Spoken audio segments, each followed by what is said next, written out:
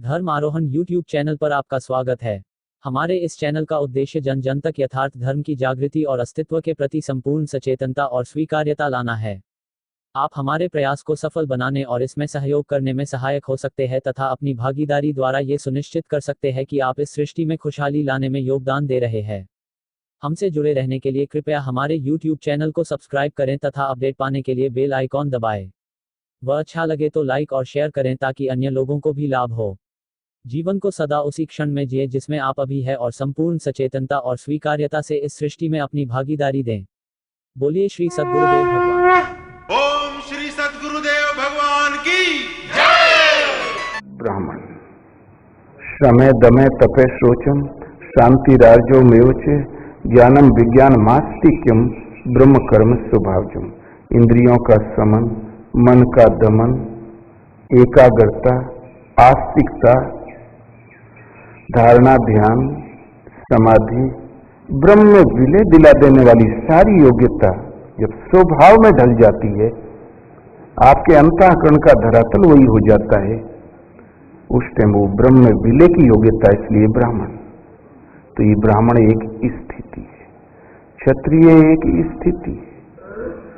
अब ब्राह्मण स्थिति काल में केवल सात्विक गुण कार्य करता है, राजस और तामस शांत रहते हैं, ब्रह्म में विलय की योग्यता है, धारणा है, ध्यान है, समाधि है, और जहां विलय पा गया तो श्रेणी है समाप्त। जो आत्मा विदित कर्मों के परिणाम में आत्म तृप्त और आत्म स्थित है, उसके लिए किए जाने से लाभ ने, छोड़ने से कोई हानि। आगे कोई सत्ता है ही नहीं तो ढूंढोगे किसको, जाओगे कहां? प्राप्त होने योग्य वस्तु उसके लिए अप्राप्त नहीं है। गीता भगवान का प्रत्यक्ष दर्शन का उपाय है। तो स्वभाव में पाए जाने वाले गुणों के अनुसार हमने कर्म को 4 भागों में बांटा। इसके कर्ता को तू अकर्ता ही जान। तो चातुर्वर्ण में सृष्टम, 4 वर्णों की संरचना मैंने की। वर्ण माने होता है चयन, सिलेक्शन। द्रौपदी ने वर्ण अर्जुन का किया, रुक्मिणी ने वर्ण कृष्ण का किया। वर्ण माने चयन होता है, चुनाव होता है। जननात जाति, तो जो जन्मता है उसका नाम जाति है। और वृणुते इतिते वर्णा, जो वर्ण किया जाता है, चयन किया जाता है, चुनाव, सिलेक्शन, इसका नाम वर्ण है। इस 4 श्रेणियों का चुनाव मैंने किया। गुणों के माध्यम से एक ही गीता के अनुसार नियत क्रम है, योग विधि, उसको कार्य रूप देना। इस कर्म पथ को हमने 4 श्रेणियों में बांट दिया। यदि नहीं मालूम है आपको कि गीतोक्त कर्म क्या है, कैसे किया जाता है, और मालूम होने के पश्चात आपने उसमें चलना आरंभ नहीं कर दिया, तो आप शूद्र कदापि नहीं है, न वैश्य, न क्षत्रिय, न ब्राह्मण, कुछ भी नहीं है। उस कोर्स में तो आपने प्रवेश ही नहीं किया अभी। इससे पूर्व तो या निशा सर्वभूतानां तस्याम जागृतो संयमी। इस जगत रूपी रात्रि में सब लोग निश्चेष्ट पड़े हुए हैं, रात दिन दीर्घ कोमा में। रात दिन जो दौड़ धूप करते हैं, मात्र स्वप्न देखते हैं, वो कुछ भी नहीं है। कोई बेहोश पड़ा है, चीर फाड़ दे कोई डॉक्टर, सरप ऊपर से निकल जाए, उनके कपड़े कोई खोल दे, कपड़े कोई ओढ़ा दे, उसे मालूम है अपनी इज्जत की प्रतिष्ठा का कुछ ज्ञान है, तो मोह रूपी रात्रि में सब निश्चेष्ट पड़े हुए हैं। जगत रूपी रात्रि में अचेत हैं, प्रकृति में भूले हुए हैं। रात दिन जो दौड़ धूप करते हैं, मात्र स्वप्न देखते हैं। किंतु संयमी पुरुष जाग जाता है। संयम है गीतोक्त साधना को समझ के उसके अनुसार एक प्रभु में दृढ़ संकल्प होकर समर्पित, और जो प्रभु का परिचय नाम उसका जाप पर शुरू करे। तत्वदर्शी महापुरुषों की सेवा, यहीं से संयम की शुरुआत है। तो उसके कर्ता को, इसके रचनाकार को अकर्ता ही जान। जीव कर्म करता है तो भले बुरे कर्मों के अनुसार बंधता है, और आप कर्म करते हैं तो आपको कर्म बांधते क्यों नहीं? संस्कार क्यों नहीं डाल पाते? इस पर कहते हैं न मे कर्माणि लिम्पन्ति न मे कर्म फले स्प्रिया इति माम यो भी जानते कर्म भीर न सुबध्यते। अर्जुन, कर्मों के मुझे कर्म लिपायमान नहीं करते। क्यों? कि कर्मों के फल में मेरी स्पृहा नहीं है। कर्मों का फल है परमात्मा, और वो परमात्मा मुझसे भिन्न नहीं है, उसमें मेरी स्पृहा नहीं है। और जो भी इस स्तर से मुझे जान लेता है उससे भी कर्म नहीं बांधते। जैसा कृष्ण वैसा उस स्तर से जानने वाला पुरुष, जो भी रहे हो कृष्ण, लेकिन वो स्थिति परमात्मा, परम पुरुष, पुरुषोत्तम, अविनाशी, सर्वज्ञ जो भी रहे हो, लेकिन वो स्थिति सबके लिए सुलभ है। मुझे कर्म नहीं बांधते। क्यों? कि कर्मों का फल मुझसे विलग नहीं है, इसलिए मेरी कर्मों के फल में भी आसक्ति नहीं। कर्मों का फल था आत्मदर्शन और स्थिति, वो भी विलग नहीं। और इस स्तर से जो जान लेता उसे भी कर्म नहीं बांधते। और एवं ज्ञात्वा कृतम कर्म पूर्वेरपि मुमुक्षुभिः कुरु कर्मेव तस्मात् त्वं पूर्वे पूर्वोत्तरम कृते। यही समझकर पूर्व में होने वाले मुमुक्षु पुरुषों ने कर्म पर कदम रखा। मोक्ष की इच्छा वाले पुरुषों ने कर्म का आचरण शुरू किया कि भगवान को कर्म नहीं बांधते, वो कर्मों से निर्लेप है। उस स्तर से जो जान लेता उसको भी कर्म नहीं बांधते, और उस स्तर से मैं जान लूंगा मुझे भी कर्म नहीं बांधेंगे। जैसा कृष्ण वैसा उस स्तर से जानने वाला, और वैसा ही आज का पथिक। भगवान जो भी अविनाशी परम पद की स्थिति हो, वो स्थान सबके लिए सुलभ है। कृष्ण ही के शब्दों में कृष्ण एक योगेश्वर है, सदगुरु। अर्जुन शुरू में तो भगवान से लड़ता ही चला गया, प्रश्न पर प्रश्न करता चला गया। अंत में ठंडा पड़ गया जब उसने प्रश्न करना बंद कर दिया। तब भगवान कृष्ण ने कहा, अर्जुन, और भगवान ने देखा कि अब इसमें पात्रता आ गई है, योग्यता आ गई है। तब उन्होंने एक निर्णायक प्रश्न दिया। जानते हो अर्जुन, भगवान कहाँ रहते हैं? ईश्वरे सर्वभूतानां हृदयेषु तिष्ठति भ्राम्यान् सर्वभूतानि यंत्रारूढ़ानि माया। अर्जुन, वो ईश्वर संपूर्ण प्राणियों के हृदय देश में वास करता है, इतना समीप हृदय के अंदर, सब लोग देखते क्यों नहीं? भ्राम्यान् सर्वभूतानि यंत्रारूढ़ानि माया। माया रूपी यंत्र में आरूढ़ होकर सभी प्राणी भ्रमवश भटकते ही रहते हैं, इसलिए नहीं जानते। ईश्वर हृदय में है, शरण किसकी जाएं? तो कहते हैं तमेव शरणम गच्छ सर्वभावेन भात तत्पश्चादात् पराम शांतिम स्थानम प्रापसि शाश्वतम। अर्जुन, उस हृदय स्थित ईश्वर की शरण जाओ। सर्वभावेन, थोड़ा भाव संकट मोचन, थोड़ा भाव पशुपतिनाथ, थोड़ा भाव कामाक्षा देवी। हम तो 12 आने लीक हो गए, मन तो बिखर गया कई धारणाओं में, कल्याण नहीं होगा। सर्वभावेन भारते, संपूर्ण भावों से, पूरे मनोयोग से लगो। मान लो हमने सारी मान्यताएं तोड़ी, पूर्ण मनोयोग से यदि लगी गए तो उससे लाभ क्या?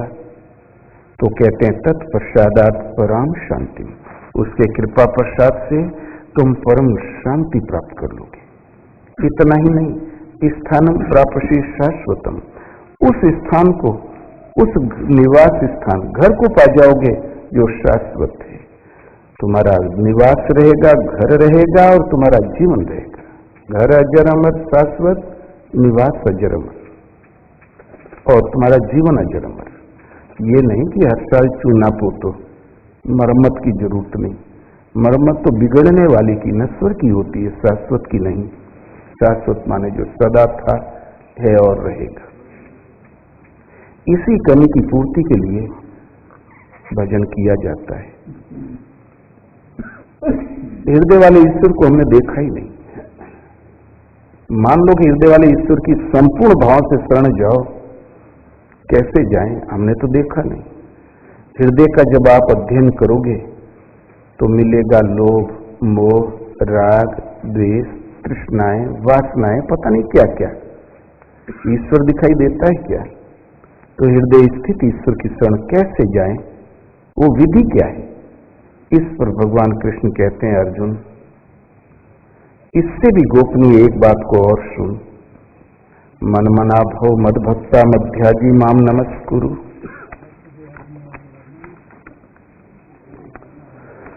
अर्जुन मेरे में मन वाला हो,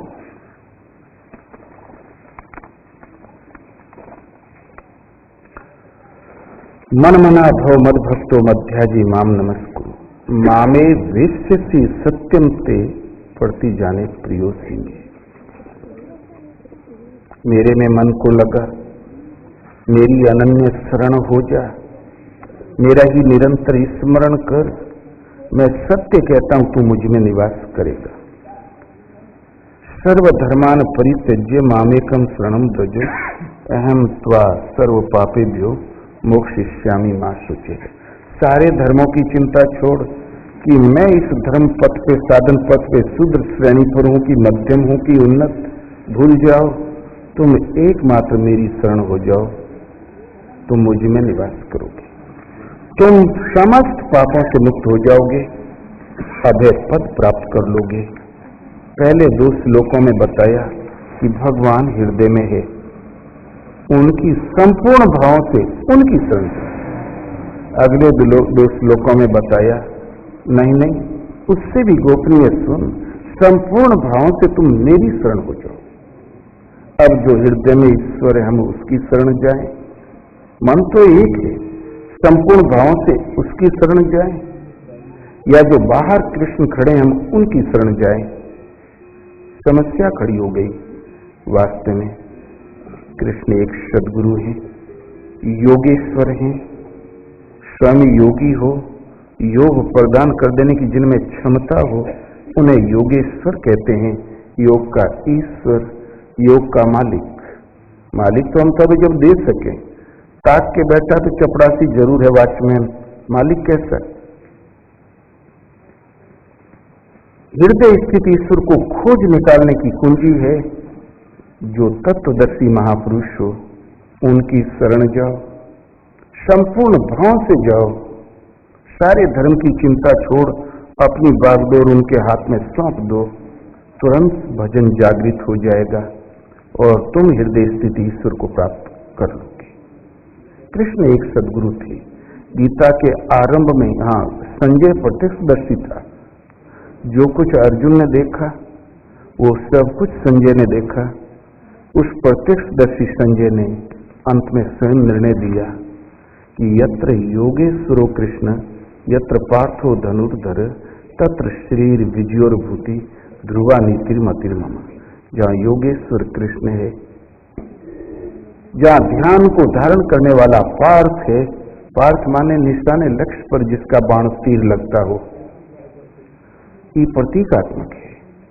यहाँ आया कि जहाँ महात्मा अर्जुन है और जहाँ योगेश्वर कृष्ण है, वहीं श्री है। अर्जुन अनुराग ही अर्जुन है। आपके हृदय में ईश्वर प्राप्ति का जो एक सशक्त साधन है अनुराग, उस अनुराग का प्रतीकात्मक अर्जुन प्रतीकात्मक है, न कि कोई व्यक्ति। तो जहां अनुरागी आज्ञा पालक भक्त है और जहां योगेश्वर कृष्ण है, स्वयं योगी हो, योग प्रदान करने की जिनमें क्षमता हो, उन्हें योगेश्वर कहते हैं, योग का मालिक। जहाँ योगेश्वर कृष्ण है, जहाँ अनुरागी पथिक है, वहाँ श्री है, विजय है, विभूति है और अचल नीति है। राजन, विजय पांडवों की होगी। धृतराष्ट्र बहुत आंसू बहाया घंटों, बोले अब क्या करूं? फिर आस्ते से संभल के बोला, संजय जरा ये तो बताओ फौज कितनी है? बोले आपकी तरफ तो 11 अक्षौहिणी। बोले पांडवों की तरफ? बोले 7 अक्षौहिणी। फिर गर्म पड़ गया पट्टा। ठीक है, तुम युद्ध का हाल बताओ। उसके कहने का तू कहाँ का भविष्य वक्ता आ गया, तुम युद्ध का हाल बताओ, बेटुआ जीत जाएगा। लोभ ही लोभ में आदमी मारा जाता है। खैर, तो इसीलिए जहाँ आज्ञाकारी सेवक और सदगुरु हैं, योगेश्वर हैं, वहाँ श्री विजय विभूति अचल नीति परमात्मा यदि परम धाम है, तो सदगुरु उसकी साधना की जागृति, पूर्ति पर्यंत पथ और प्रवेश द्वार है। तो ध्यान गुरु का ही करना होगा। कृष्ण एक सदगुरु है।